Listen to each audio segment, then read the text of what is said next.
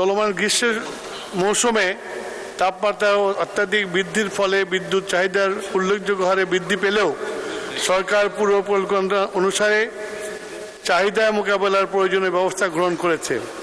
2026 সালের পরিপ্রেক্ষিতে বিদ্যুতের চাহিদার বিপরীতে উৎপাদন পরিকল্পনা করা হয়েছে। সেই অনুযায়ী প্রয়োজনীয় জ্বালানি, গ্যাস, তরল জ্বালানি ব্যবহার করা হয়েছে।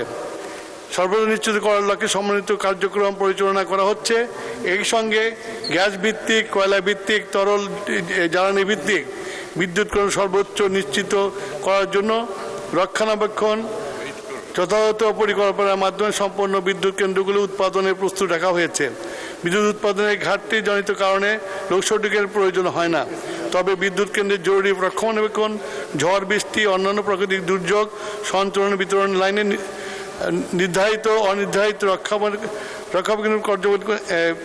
রক্ষণাবেক্ষণ কার্যক্রমের কারণে কখনো কখনো সাময়িক বিদ্যুৎ বিভ্রাট ঘটতে পারে।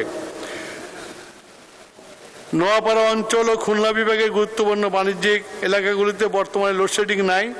যশোর পল্লী বিদ্যুৎ সমিতি 2 অন্তর্গত উভয়নগর উপজেলায় নোয়াপাড়া গ্রেডের বর্তমানে চাহিদা 46 মেগাওয়াট, চাহিদার বিপরীতে সরবরাহ 46 মেগাওয়াট।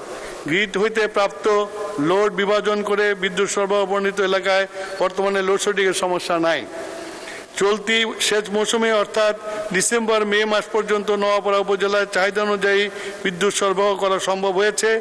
তবে মৌসুমি ঝড় বৃষ্টির কিছু কিছু এলাকায় মাঝে মাঝে বিদ্যুৎ বিভ্রাটের সমস্যা দেখা যায়।